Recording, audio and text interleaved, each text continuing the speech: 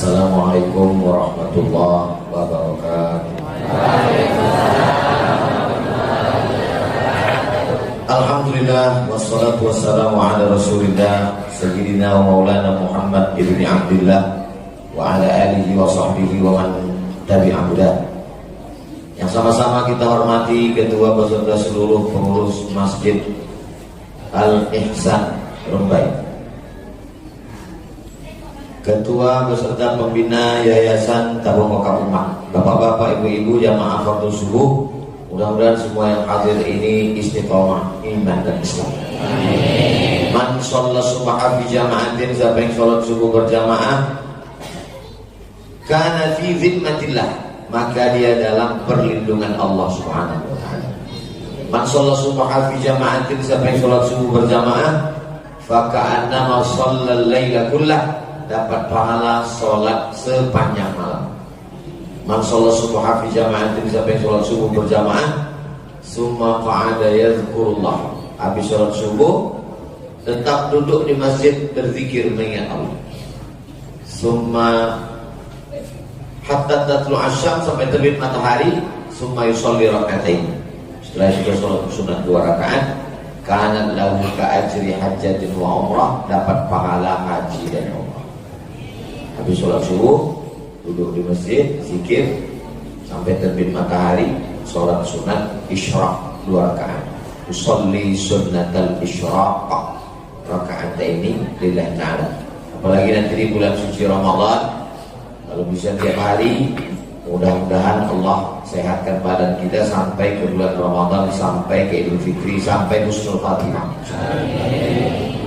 Subuh ini kita membaca kitab Mukhtasar At-Targhib wa Tarhib karya Imam Al-Hafiz Al-Munziri, diringkas oleh Al-Hafiz Ibnu Hajar Al-Asqalani. Qala al-musannifu rahimahullah bihi wa ilaihi, dengan sanadnya, hadis nomor 275. An Abi Hurairah, dari Abu Hurairah radhiyallahu anhu. Adab menyebut nama sahabat Nabi radhiyallahu anhu. Al-Khalifatul Awwal Sayyiduna Abu Bakr As-Siddiq radhiyallahu anhu. Itu membedakan kita dengan Syiah. Kalau Ahlussunnah wal Jamaah disebut nama sahabat Nabi radhiyallahu anhu, Allah meridainya. Kalau Syiah, kalau disebut sahabat Nabi, la'natullah alaihi, Allah melaknatnya. An Abi Hurairah radhiyallahu anhu, dari Abu Hurairah, Allah meridainya. Qala, dia berkata, qala Rasulullah sallallahu alaihi wasallam, Rasulullah bersabda. Apa kata Nabi? Ma min yaumin, setiap hari, Senin, Selasa, Rabu, Kamis, Jumat, Sabtu, Ahad, Senin, yusbihul ibadu fihi, kalau orang hidup di waktu subuh itu, setiap hari. Kita subuh ini hidup atau tak hidup? Ada yang tak hidup subuh, mati. Setiap subuh ada orang yang hidup di waktu subuh itu, illa malakan, maka ada 2 malaikat yanzilani, turun. Selama ini kita hanya dikasih tahu nama malaikat Jibril, Mikail, Israfil, Israel, Munkar, Nakir, Raqib, Atid, Malik, Ridwan, 10. Tapi ternyata banyak sekali malaikat-malaikat yang tak disebut namanya. Malaikat yang mengirim ruh, membawa dari alam ruh ke alam rahim, disebut namanya. Dan termasuklah ini, ada malaikat yang waktu subuh 2 turun. Apa kata malaikat yang satu? Fayaqulu ahaduhuma, malaikat yang satu berkata, Allahumma a'ti munfiqan khalafa, ya Allah, orang yang bersedekah kasihlah dia ganti. Orang yang bersedekah kasihlah dia ganti. Mudah-mudahan yang udah bersedekah dikasih Allah ganti. Amin. Itu duit sedekah. Itulah mengapa biasanya subuh di beberapa masjid habis sholat subuh. Jadi kalau ada orang, apa maksudnya ini habis sholat subuh? Kenapa Ya, inilah sebabnya. Inilah supaya mendapatkan ada program namanya program sedekah subuh.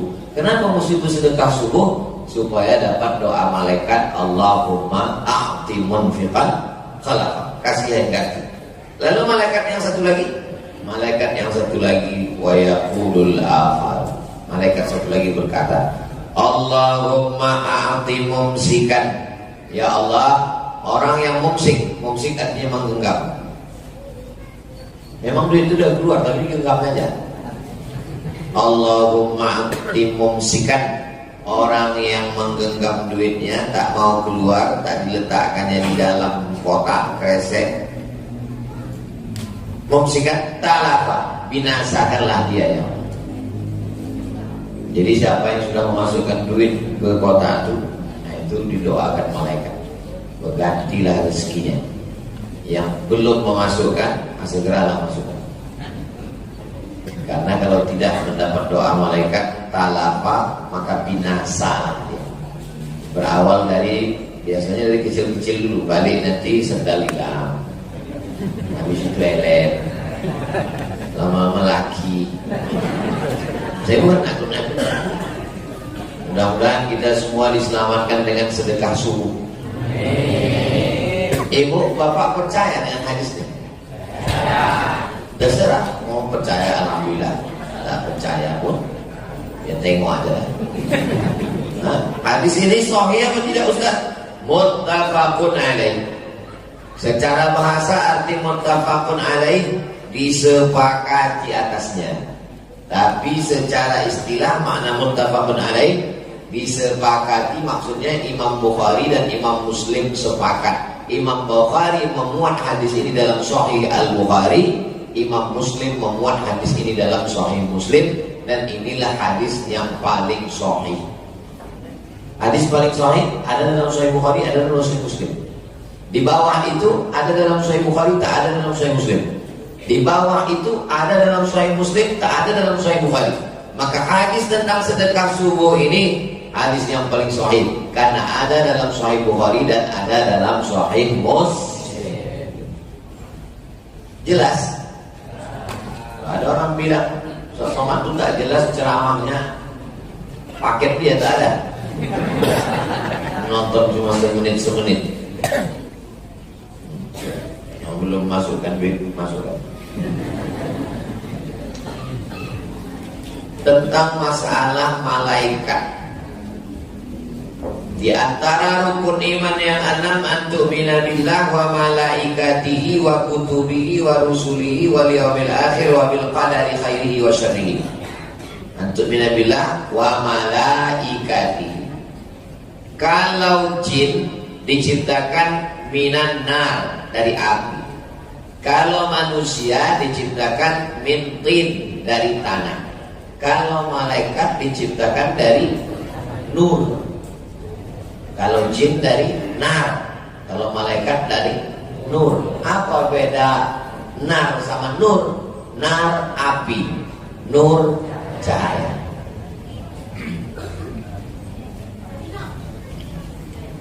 Apakah sahabat Nabi itu tahu bahwa yang datang itu malaikat? Datanglah laki-laki, rambutnya sangat hitam, bajunya sangat putih. Nabi sedang duduk, datang laki-laki, rambutnya sangat hitam, bajunya sangat putih. Bertanya tiga ke Nabi, akhbirni anil iman. Apa itu iman? Dijawab Nabi, antu'mina billah wa malaikatihi wa kutubihi wa rusulihi wal yawmil akhir wa bil qadari khairihi wa syarrihi. Akhbirni anil Islam. Dijawab Nabi, anta syahada illa ilaha illallah wa anna muhammadar rasulullah wa tuqima shalah wa tu'ti zakah wa tasuma ramadan wa tahajjal baita in istata'ta ilaihi sabila. Akhbirni anil ihsan. Dijawab Nabi, anta amdallaha ka'annaka tarahu fa illam takun tarahu fa innahu yaraka. Selesai itu. Nabi bertanya ke Umar bin Khattab, Umar, tahu engkau siapa tadi laki-laki yang datang itu? Kata Umar, tidak. Jibril, atakum yu'allimukum dinakum. Yang datang tadi itu malaikat Jibril, mengajarkan kamu agama kamu dengan cara pura-pura bertanya. Jadi tidak semua orang bertanya itu karena tak tahu. Ada juga orang bertanya itu mau mengasih tahu kepada yang tak tahu melalui mulut ustaz. Apa pelajaran dari sini? Bahwa Umar bin Khattab tak tahu bahwa yang datang tadi itu Jibril. Padahal sahabat Nabi. Maka saya kadang heran baca berita ada orang mengaku jumpa malaikat Jibril. Dan mana dia tahu? Ada rupanya ditulis di KTP itu nama Jibril. Bukan senang tahu malaikat, jumpa malaikat. Jadi kita tak usah mencari-cari malaikat, karena tak dicari pun dia juga akan datang sendiri nanti, malaikat maut. Semua kita ini akan mati insya Allah. Tapi yang kita inginkan mati dalam keadaan husnul khatimah. Kalau tidak, Nabi Muhammad SAW mengasih tahu, tak tahu. Datang seorang laki-laki mengetuk pintu rumah Nabi Ibrahim. Assalamualaikum. Waalaikumsalam. Buka Nabi Ibrahim. Nabi Ibrahim bertanya, man anta? Kalau bahasa awalnya, who are you? Kata dia, ana malakul maut. Aku malaikat maut. Nabi Ibrahim tak tahu kalau itu malaikat maut. Kata Nabi Ibrahim, madza turidu? What do you want? Kata dia menjawab, uridu an aqbidha ruhak. Aku datang mau mencabut nyawamu. Kata Nabi Ibrahim alaihissalam, hal yaqbidhu khalilun khalilan. Apakah ada kekasih yang sanggup mencabut nyawa kekasihnya? Kata malaikat maut, hal khalilun yakhafu khalilan. Apakah ada kekasih yang takut berjumpa dengan kekasihnya? Jadi kalau ada orang mengaku berjumpa dengan malaikat, mengaku berjumpa dengan ini, mengaku berjumpa dengan itu, padahal kita manusia biasa. Apalagi di zaman-zaman sekarang ini banyak orang mengaku-ngaku supaya dikatakan hebat, supaya ikuti saja yang diajarkan Nabi Muhammad SAW. Disuruhnya bersedekah dapat doa malaikat. Mudah-mudahan kita selalu mengikut sunnah Nabi Muhammad SAW. Ya, semua yang bersedekah tadi sudah memasukkan duit, dicobanya hadis ini betul atau tidak. Begitu nanti selesai siang ini sampai tenggelam matahari nanti, ternyata tak berganti duitnya. Dua gendang, dua kemungkinan. Yang pertama, dibilangnya hadis ini palsu. Yang kedua, dibilangnya hadis ini sahih, cuma ustaz itu palsu. Nampak tamu sampainya, nak jalan hadis ini. Kedua, ustaz pun nak jalan. Ganti yang dimaksud Allah ganti itu tidak selamanya kita kasih 100 dapat 100 juga. Bukan kita masukkan 100 itu juga dapat, tak begitu. Bisa jadi diganti Allah lebih dari 100 itu, tapi tidak dalam bentuk duit. Dalam bentuk apa? Dikasih Allah suami yang soleh, bukan somat. Suami itu soleh, istiqomah. Ibu kalau disuruh pilih duit 100.000 apa suami yang soleh? Untung pilih suami soleh. Kalau dibilang hanya 1.000, bisa jadi juga tidak dalam bentuk duit 100, tapi dijauhkan Allah dari musibah yang nilainya lebih dari 100. Sebetulnya hari ini tertulis di Lauhil Mahfuz bahwa dia menabrak kambing. Berapa harga kambing? 2,5 juta harga kambing. Sebetulnya 3 juta, tapi karena kita udah lama kenalan 2,5. Dan tulis di Lauhil Mahfuz bahwa dia hari ini menabrak kambing 2,5 juta. Tapi karena dia bersedekah sampai petang nanti tak jadi. Bagaimana cara Allah mengelakkannya? Mudah saja, dia duluan lewat, baru kambing itu lewat. Dibuat Allah berselisih jalan. Innama amruhu iza arada syai'an ayaqula lahu kun fayakun. Makanya ada istilah orang tua-tua kita dulu, apa namanya ini? Sedekah tolak bala. As-shadaqatu tadfa'ul bala. Sedekah itu menolak bala. Cuma kadang orang tak paham, dianggapnya kalau kasih 100 dapat juga 100, karena dia terlalu terjebak pada jula-jula. Cara berpikir dia itu simpel sekali. Berpikir anak-anak, dia sebetulnya tidak dewasa. secara umur dewasa, tapi pikirannya anak-anak. Banyak itu sekarang anak-anak terjebak di tubuh orang dewasa. Makanya banyak orang dewasa sekarang yang lucu. Masih tengok, kenapa? Mengapa tuh itu? Ya memang umur segitu memang lagi lucu-lucunya. Tidak pernah dewasa. Kita beragama ini perlu dewasa melihat dari berbagai macam sisi aspek kehidupan. Jadi jangan setelah ini apa balasannya? Yang paling berharga daripada duit 100.000, yang paling mahal dari semua nikmat adalah istiqamah iman dan al-istiqamah khairun min alfi karamah. Satu istiqamah lebih baik daripada 1000 karamah. Awak baca kitab Iko sampai jam 6:30. Sesudah itu kita sholat sunat isyraq 2 rakaat. Kenapa sampai jam 6.30? Karena sekarang maghrib jam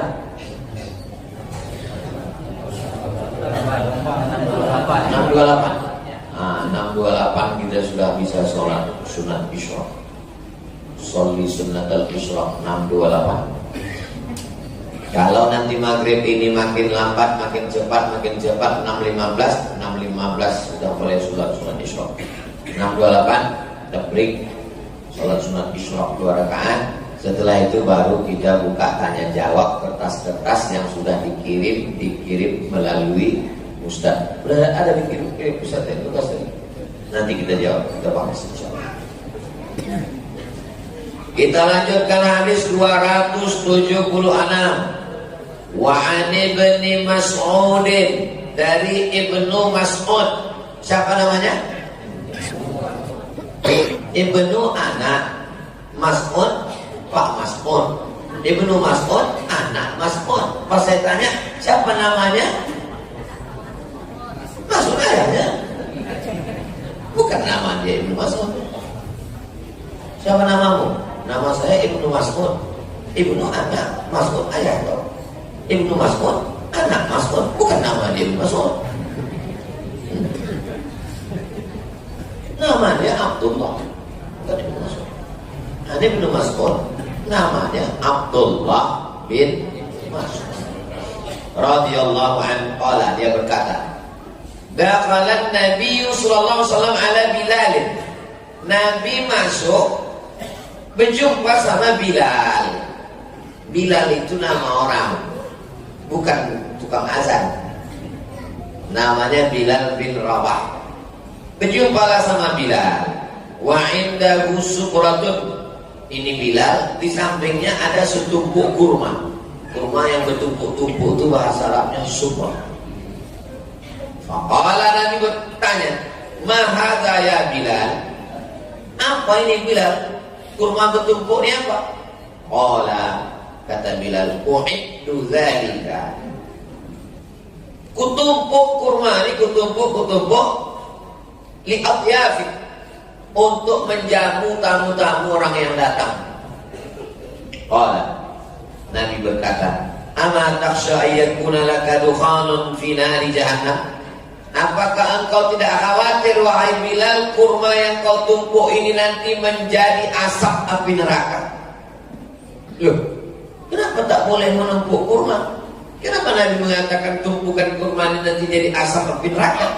Kenapa tak boleh? Apa kata Nabi? Amfik ya Bilal, jangan menyimpan, tapi amfik, sedekahkan. Kalau menyimpan untuk makanan, karena bapak wajib menyimpan untuk nafkah anak istri. Tapi kalau menyimpan lebih daripada keperluan, maka kata Nabi, dia hanya akan menjadi asapnya api neraka. Wala takhsha, jangan takut, jangan khawatir, jangan cemas. Min zil arsy, dari Allah pemilik arsy. Makhluk yang paling besar namanya arsy. Allah menciptakan arsy. Arsy secara bahasa artinya singgasana. Allah menciptakan arsy bukan karena dia mau duduk di atas arsy. Allah tidak berhajat kepada arsy. Allah tidak perlu kepada arsy. Allah menciptakan arsy litakzim, untuk mengagungkan, memuliakan dirinya. Sehingga manusia berkata, Masya Allah, Subhanallah, Tabarakallah. Begitu hebatnya Allah. Allah sudah ada sebelum arsy itu ada. Arsy itu datang baru belakangan diciptakan Allah, dan Allah tidak berubah. Sebelumnya tak ada arsy. Begitu ada arsy, pindah dia, duduk dia di atas arsy. Bertentangan dengan sifat 20 mukhalafatuhu lil hadis. Allah tak berubah. Jadi Allah menciptakan arsy adalah untuk menunjukkan keagungan dan kemuliaannya. Maka kata Nabi SAW, la takhsha, jangan kau khawatir, min zil arsy. Allah Ta'ala maha kuasa untuk memberi engkau rezeki iklalan. Jangan engkau sedikit-sedikit makan lalu kau tumpuk, kau simpan-simpan karena khawatir. Maka banyaklah bersedekah-sedekah, karena hari ini ada rezekimu, besok pun juga ada rezekimu. Tak ada yang sulit bagi Allah Subhanahu wa Ta'ala. Makanya ada orang kadang hari raya kurban tahun lalu masih ada dagingnya sekarang di kulkas. Tak bisa ditutup kulkas, menyimpak kaki kambing. Padahal bagi habis makan. Kenapa? Karena Allah maha kasih, maha sayang. Allahumma innaka afuwun karim. Karim artinya dermawan. Allah maha dermawan. Manusia dermawan, hartanya banyak, tapi Allah Subhanahu wa Ta'ala tak dapat dihitung. Maka ini menunjukkan bahwa tidak boleh menumpuk menyimpan disebabkan karena bakhil dan pelit. Hadis ini sahih atau tidak Pak Ustaz? Rawahul Bazzar, diriwayatkan oleh Imam Al-Bazzar bi isnadin hasan, sanadnya hasan. Berapa level hadis itu Pak Ustaz? Yang paling tinggi sahih, di bawah sahih hasan, di bawah hasan dhaif, di bawah dhaif tak ada. Sahih, di bawah sahih hasan, di bawah hasan dhaif. Dhaif itu hadis lemah.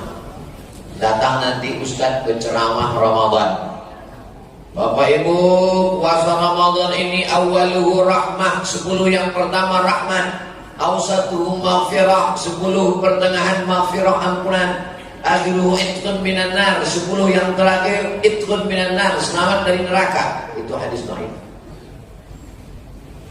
Allahumma laka sumtu wa bika amantu, hadis dhaif. Allahumma barik lana fima razaqtana, hadis dhaif. Utlubil ilma walau bisin, tentulah ilmu walau ke negeri Cina, hadis dhaif. Kalau dhaif kenapa diamalkan? Kata Imam Nawawi, ajma'al ulama ala jawazil amal bil hadis dhaif. Sepakat ulama boleh beramal dengan hadis, boleh beramal dengan hadis. Datanglah Ustaz, ingin datang ke rumah ini ceramah. Belum sempat lagi makan kolak, aku habis semangkuk karena rumahnya dipanam. Jadwal dapat di Masjid Al-Ihsan Rombay. Baru aja membuka langsunglah berangkat kemari demi untuk menyampaikan tausiah. Begitu datang tausiah sini, Bapak Ibu jamaah sekalian, bulan Ramadan itu awaluhu rahmah, awsatuhu maghfirah, akhiruhu itqun minan nar. Langsung tegak jamaah. Ustaz, itu hadis dhaif. Apa tak naik cacing Ustaz? Rupanya kalau dhaif apa masalahnya? Apa lain? Datanglah orang yang di luar masjid, sedang main gaplik. Apa kata dia? Kenapa orang tuh berkelahi di masjid? Itu gara-gara hadis berkelahi. Untung awak tak masjid.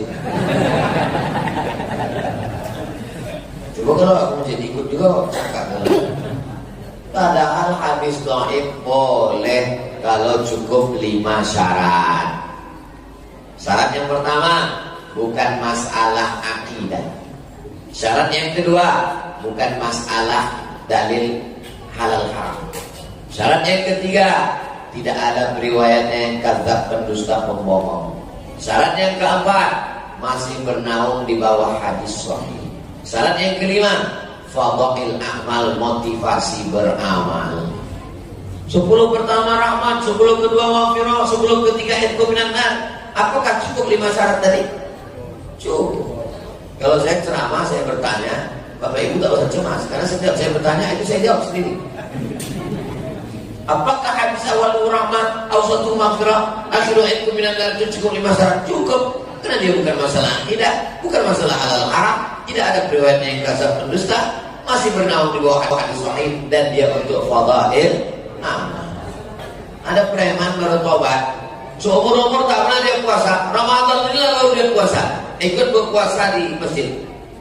Allahu Akbar, Allahu Akbar, Allahumma laka sumtu. Hadis sahih. Kata dia, aku mabuk 20 tahun tak pernah kau larang. Sekarang aku baca Allah malaka sumtu, ampun. Allah malaka sumtu itu hadis sahih. Terus kalau Allah malaka sumtu hadis sahih, apa lagi doa buka puasa yang kau mau ajarkan? Zahabal zama'u wa batallatil uruq wa sabatal ajr. Itu pun dhaif juga, bodoh. Allah malaka sumtu dhaif. Zahabal zama'u dhaif juga. Sudah saya tulis itu di buku 37 masalah populer tentang hadis dhaif. Supaya apa? Supaya jamaah ini jangan berkelahi pada masalah-masalah khilafiyah. Masih banyak masalah kita yang lebih penting lagi. Masih banyak lagi fakir miskin, du'afa, anak yatim. Masih banyak lagi orang tak sekolah, tak bisa masuk ujian. Itu. Adapun masalah-masalah. Ini Ustaz marah atau apa nih? Kalau belum sarapan memang begini bawahnya. Nah, itulah dia. Sampai mana tadi? Hilang pula hadis. Adapun hadis yang kita kaji subuh ini, kata dia hadisnya hadis hasan. Nah, hadis hasannya apa pula lagi nih? Yang tahu kami Pak Hasan, Pak RT. Hadis itu kalau sahih syaratnya 5. Yang pertama sanadnya bersambung. Yang kedua periwayatnya adil. Yang ketiga periwayatnya dhabit, ingatannya kuat tak pikun tak lupa. Yang keempat mukhalafat, tidak ada syaz, tak bertentangan riwayatnya dengan periwayat yang lebih terpercaya. Yang kelima tidak ada illat, tak ada cacat yang menyebabkan hadis itu jatuh derajatnya menjadi hadis sahih. Kalau cukup 5 syarat maka hadis itu sahih. Sanadnya bersambung, periwayatnya adil, tapi kurang ingatannya sedikit. Hafalan hadisnya 100, pasti tes 75 dia yang ingat, maka hadisnya turun menjadi hadis hasan. Hafalannya 100, pasti tes 99, sahih. Pasti tes 75, hadisnya hasan. Begitu kata guru-guru kami dulu mengajarkan tentang hadis sahih. Hadisnya yang dihafalnya 100, pasti tes tinggal 5, dhaif. Dhaif artinya lemah ingatan. Maka hadis hasan sepakat ulama tentang hadis sahih dan hadis hasan tidak ada ikhtilaf. Dia bisa sebagai dalil hukum, dalil akidah, dalil beramal. Jadi kalau ditanya apa hadisnya ini? Hadis hasan. Contoh hadis hasan. Wahai jenazah, kalau datang malaikat munkar nakir berkata kepadamu, Rabbuka, katakanlah Tuhanku Allah. Man nabiyuka, katakanlah nabiku Nabi Muhammad sallallahu alaihi wasallam.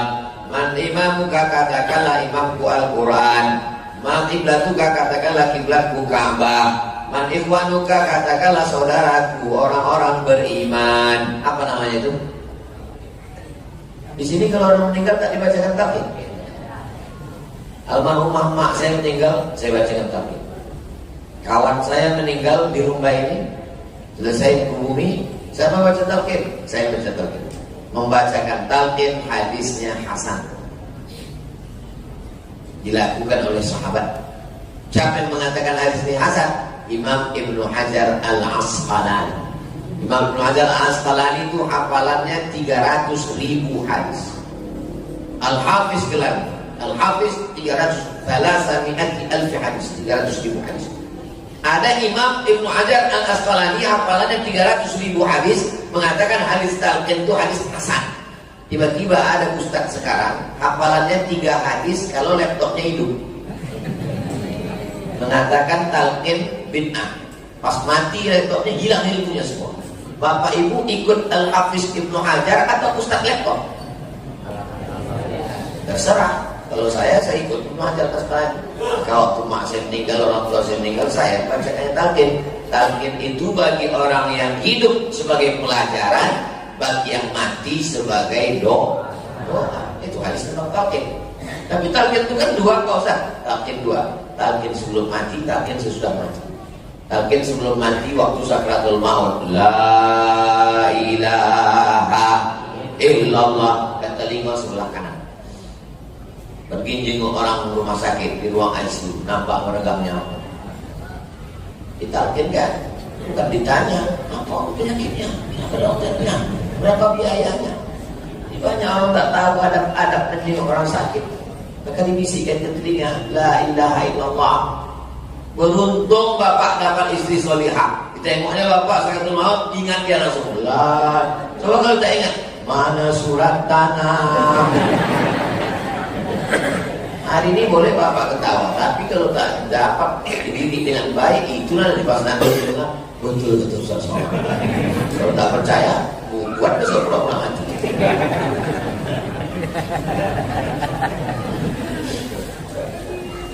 Wat-Tabrani, Imam At-Tabrani juga meriwayatkan binahwihi hadis seperti ini. Ada dalam Musnad Al-Bazzar, ada dalam riwayat Imam At-Tabrani. Imam Tabrani ini kitabnya Pak Ustaz 3. Pertama Al-Mu'jam Al-Kabir, yang kedua Mu'jam Al-Awsat, yang ketiga Mu'jam As-Saghir.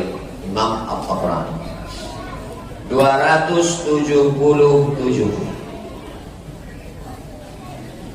Ada udah gampang di situ.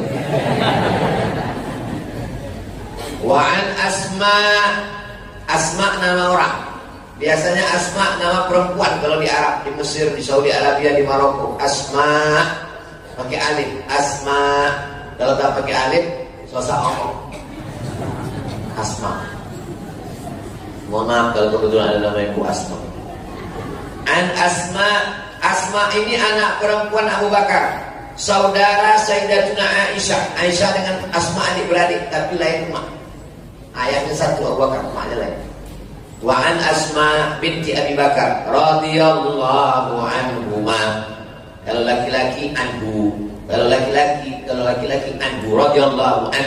Kalau perempuan radhiyallahu anha. Kenapa ini radhiyallahu anhuma? Karena Asma siapa lagi? Ayahnya siapa? Abu Bakar. Karena ayahnya juga sahabat. Kata ibu, kalau saya ceramah saya bertanya, jangan stres, diam aja, nanti saya jawab sendiri. Kadang ada jamaah ini kalau ditanya, tenang aja. Kalau saya tak pernah mempermalukan orang. Ada ustaz ini hobi dia nengok orang tak tahu, tak tahu kan? Ada orang ini. Kalau saya kan, belum pernah saya mempermalukan orang depan orang banyak. Anak kecil pun tak pernah saya permalukan. Saya ini suara saya dari kuat. Kata orang saya kasar, tapi perasaan saya halus. Saya tak mau permalukan orang. Saya disuruh tes, Ustaz, tolong tes anak-anak tahfizkan. Tak mau. Karena kalau saya tes, tak lancar dia menghafal. Malu dia depan orang. Saya mempermalukan dia depan orang. Pernah saya tes. Walaupun saya tes ayat-ayat yang biasa aja. Sambung, qul huwallahu ahad, Allahus samad.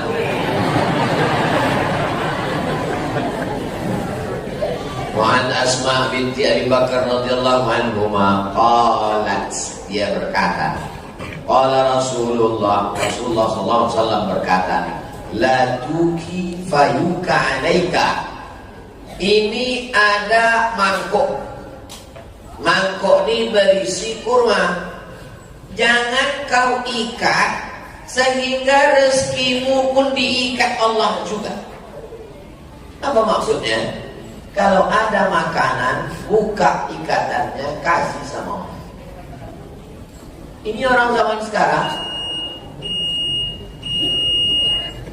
Hebatnya masjid Insan. Luar biasa masjid. Barulah saya paham kenapa kelilingnya berjeruji besi. Karena takut jam mahal banyak.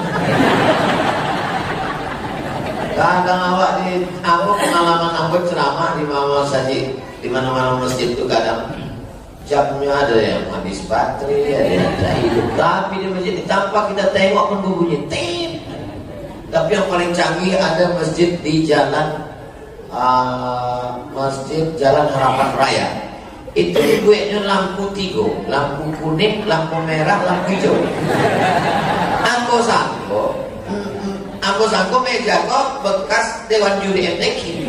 Jadi aku tanya pengurus, Pak, ini bekas juri MTQ belum dicabut? Bukan Pak Ustaz, itu yang dipasang. Atau apa? Karena banyak Ustaz menceramah tak tahu kapan berhenti.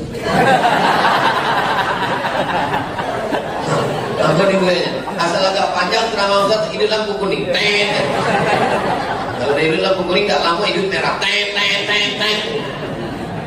Jadi bego di bulan puasa perlu juga meja dedikasi. Kadang-kadang orang mau sholat tarawih, tidak cuma berhenti. Namun paham itu berbunyi berarti udah isyraq. Jadi awak sholat sunat isyraq 2 rakaat. Sesudah itu awak akan melanjutkan dengan tanya jawab. Jangan kemana-mana, kita lanjutkan setelah yang satu ini. Assalamualaikum warahmatullahi wabarakatuh.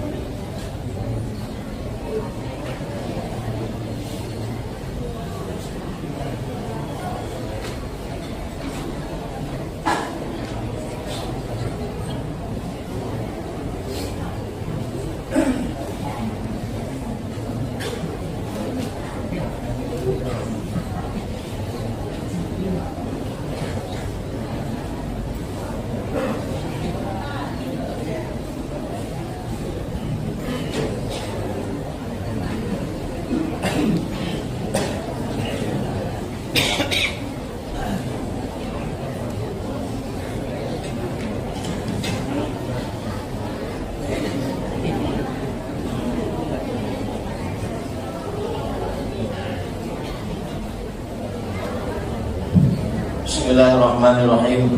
Assalamualaikum warahmatullahi wabarakatuh. Waalaikumsalam.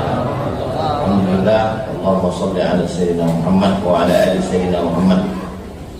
Pertanyaan yang pertama, apa doa yang bisa saya amalkan supaya orang yang kita sayangi mendapat hidayah?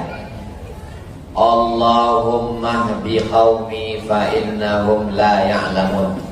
Doa Nabi ketika umatnya menyiksa, mengejek, mengolok, melempar batu, melempar kotoran unta, melempar dengan kayu. Allahumma hdi qaumi fa innahum la ya'lamun. Sekali lagi, Allahumma hdi qaumi fa innahum la ya'lamun. Perlu dipahami doa tak mesti bahasa Arab. Ya Allah, bukakan pintu hidayahnya. Ya Allah, berhentikan dia minum khamar, berhentikan dia sabu-sabu, berhentikan dia narkoba. Kalau tak berhenti juga, tangkapkan dia ke BNN. Doa sholat yang mesti pakai bahasa Arab. Di luar sholat berdoa pakai bahasa Indonesia, pakai bahasa daerah. Ambo sampai kini berdoa masih pakai bahasa kampung, bahasa daerah. Yang bahasa Arab itu cuma 4 saja. A'udzubillah, bismillah, alhamdulillah, selawat. A'udzubillahi minasyaitonirrajim. Bismillahirrahmanirrahim. Alhamdulillahirabbil alamin wassalatu wassalamu ala asyrofil anbiya'i wal mursalin wa ala alihi washabihi ajmain. Ya Allah, Engkau akan pergi tausiah ke Masjid Al Ihsan Rumbai. Jangan sampai kami balik bocah, jangan sampai masuk ke lubang, jangan sampai masuk ke Indonesia, jangan sampai. Saya tidak bisa pakai bahasa Indonesia Pak Ustaz, pakai bahasa Jawa. Ya Allah, ibu banyak bana anak kami mintakan anak apa tamu alun balaki, anak kedua alun babini. Saya bukan orang Minang Pak Ustaz, saya orang Jawa, ada apa Jawa. Ya Allah, iki wis pirang-pirang dina bojone orang teko.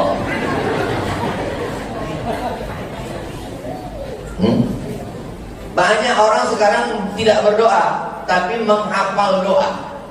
Banyak orang tidak berdoa tapi membaca doa. Kita bukan membaca doa, kita berdoa. Jangan-jangan waktu sholat itu pun kita membaca doa, tak berdoa, hanya mengulang hafalan. Allah. Padahal kita sedang berdoa. Rabbighfirli warhamni wajburni warfa'ni warzuqni wahdini wa'afini wa'afani. Jadi doakanlah saudara kita itu. Kapan doa yang paling mantap, paling bagus? Aqrabu ma yakunul 'abdu bi rabbih wa huwa sajid. Orang paling dekat dengan Allah waktu dia sedang bersujud. Fa'aksiru fi doa. Perbanyaklah doa waktu sujud. Kalau bisa pakai bahasa Arab, Allahumma hdi qaumi fa innahum la ya'lamun. Kalau tak bisa pakai bahasa Indonesia, dalam hati saja. Di sujud malam, tengah malam, sholat sunat hajat 2 rakaat. Hajatnya supaya dia dapat hidayah. Usolli sunnatal hajat raka'ataini lillahi ta'ala. 30 malam Ramadan nanti buat supaya dia dapat hidayah. Minta kepada Allah Subhanahu wa ta'ala. Doa sirahul mu'min. Doa itu senjatanya orang. Doa mukhul ibadah. Doa itu adalah otaknya ibadah. Manusia ini otaknya paling penting. Tidak ada otak, makan otak. Otaknya ibadah itu adalah doa. Orang yang tak mau berdoa sombong, angkuh. Tadi Ustaz Somad kami tengok tak ada berdoa. Selesai salam langsung berserak. Saya tadi malam balik dari pondok, dari kampung Durian, sampai rumah jam 2, bangun jam 4. Dan saya tengok imam itu sudah bercabang 2. Mau tidur saya sebelah. Tidur agak 5 menit, masuk cas dulu. Baru 2 jam saya tidur. Cuma kan, jadi bukan saya tak berdoa selesai sholat. Ini banyak orang selesai sholat tak berdoa lagi. Assalamualaikum. Kau kenapa tak berdoa? Alah, doa yang lamanya belum makbul. Apa yang doa kan? Apa ini? Saya tak tahu doa saya itu tadi diterima Allah atau tidak, tapi saya terus berdoa. Kenapa saya terus berdoa? Karena doa adalah ibadah. Bapak selama ini sholat, ada rupanya datang kiriman balasan WhatsApp, sholat Anda sudah diterima. Ada. Kenapa Bapak Ibu terus sholat? Karena sholat adalah ibadah. Berdoa terus. Bagaimana Allah tidak pernah bosan menerima doa, maka kita berdoa, minta kepada Allah Subhanahu wa ta'ala. Tak ada ruginya berdoa. Apakah boleh kita minjam uang untuk usaha ke bank konvensional? Minjam ke bank konvensional duit, dikasihnya duit. Pinjam duit 1 juta, bayarnya 1,5 juta. Yang 500.000 bunga. Minjam ke rentenir begitu juga. Minjam ke lintah darat. Pokoknya semua yang di air itu kalau sudah naik ke darat jahat. Contohnya lintah darat, buaya. Tahu semuanya. Tak boleh. Prinsipnya uang dengan uang tak bisa. Karena bank syariah bunganya lebih besar. Bank syariah tak ada pakai bunga. Ini akibat tidak memahami konsep ekonomi syariah. Begini, saya mau jelaskan secara simpel, tidak macam di kampus. Saya mau beli mobil. Harga mobil 100 juta. Tapi saya tak punya duit. Datang saya ke bank konvensional. Selamat pagi Bapak. Dari lagi awak Ustaz, selamat pagi yuk. Dia bank konvensional. Saya mau minjam duit untuk beli mobil. Dikasihnya lah pinjaman duit 100 juta. Tapi nanti bayarnya 150 juta. Yang 50 itu saya datang ke bank syariah, BRKS, Bank Riau Kepri Syariah. Saya berdatang, Assalamualaikum warahmatullahi wabarakatuh. Bapak mau apa? Saya mau beli mobil, saya mau minjam duit. Kata orang BRKS, kami tidak meminjamkan uang, karena minjam uang, bayar uang adalah riba. Bapak, uang ini untuk apa Pak Ustadz? Saya mau beli mobil 100 juta, tapi duit saya kurang. Oh, kalau begitu bank membelikan mobil. Ini BRKS membeli mobil secara cash. Dibelinya mobil itu secara cash. Sekarang mobilnya punya siapa? Tak usah dijawab, saya jawab sendiri. Setelah mobilnya dibeli, sekarang mobil ini adalah milik BRKS. Lalu saya datang membeli mobil dengan cara cicil. Akadnya adalah uang dengan barang, bukan uang dengan uang. Bagi yang tak paham, sama aja itu. Kan uang juga keluar, betul, tapi dia tak sampai akalnya di situ. Kurang akal ini namanya akal. Kalau ini tadi uang dengan uang, kalau ini bukan masalah. Ini lebih besar, menyelamatkan kita dari riba. Kalau uang dengan uang riba, tapi kalau uang dengan barang tidak riba. Saya mau jual sepeda motor, Bapak beli sepeda motor saya, tapi tidak lunas, cash, dengan cara cash, dengan cara diangsur. Apakah mengangsur sepeda motor ke saya itu hukumnya riba? Tidak.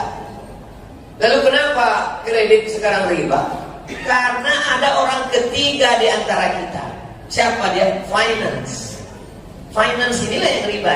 Karena finance, jasa keuangan adalah uang dengan uang. Jelas? Jelas ya. Kalau ada yang bilang belum jelas, itu belum sarapan deh. Afwan Ustaz, saya ini memiliki ego yang tinggi sehingga sering membuat orang lain bermusuhan dengan saya. Memasuki bulan Ramadan ini, ego saya ingin supaya bisa dikontrol. Bagaimana cara mengontrol ego kita, Pak Ustaz? Kita ini marah karena kesalahan orang atau karena hal lain?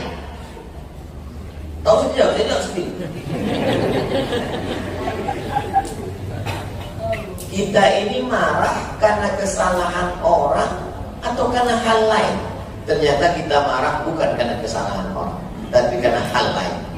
Contoh, saya berdiri depan pintu, tiba-tiba datang anak ketek, mainjak kaki ambo ber, mama tua.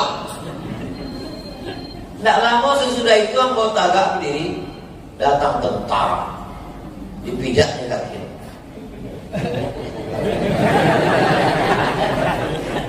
Saya marah karena kesalahannya atau karena unsur lain? Karena unsur lain. Kenapa waktu anak ketek tadi nginjak memarah? Karena anak ketek. Kenapa waktu pas tentara tidak tolong?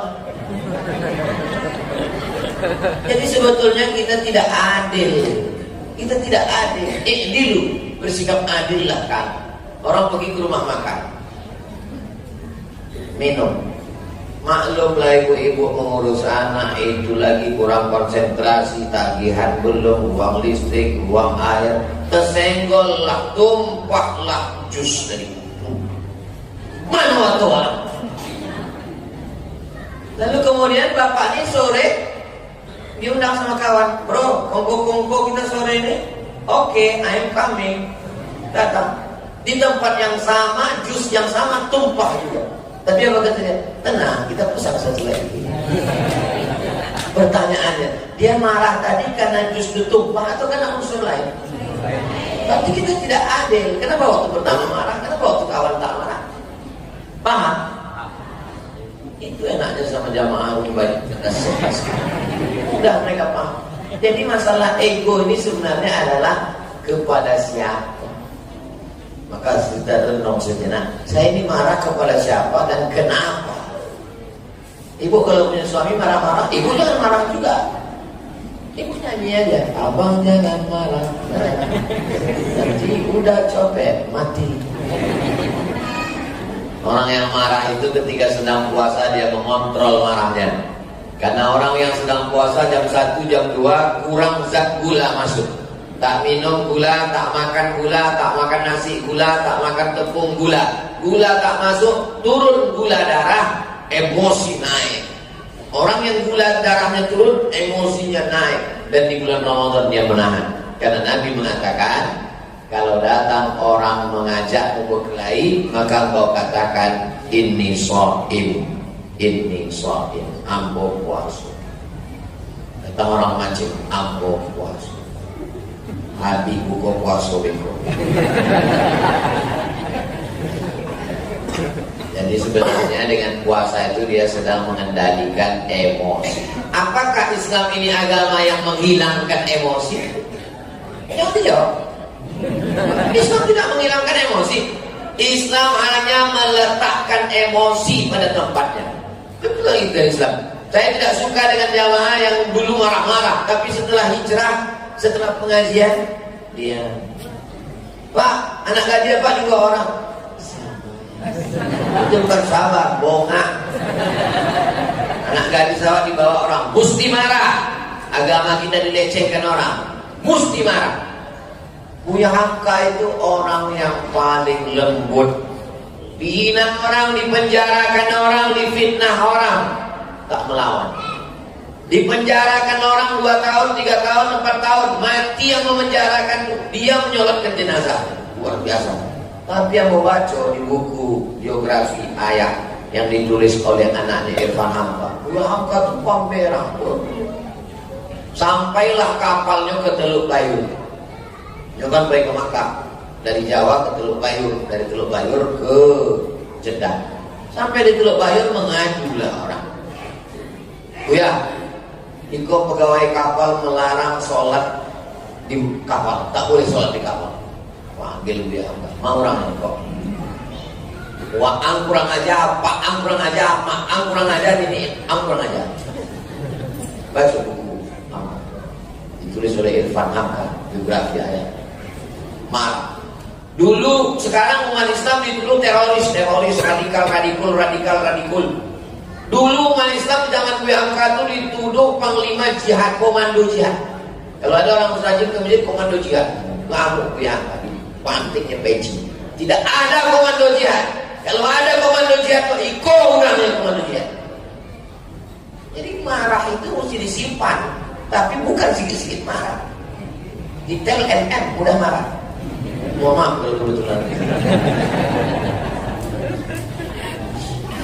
Letakkan marah pada tempatnya.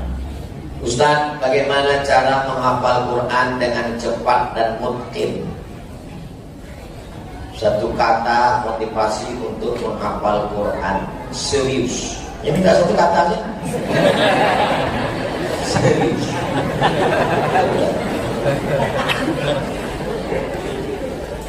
Dan pertama dihafal ketika otak kita sedang fresh sebelum subuh.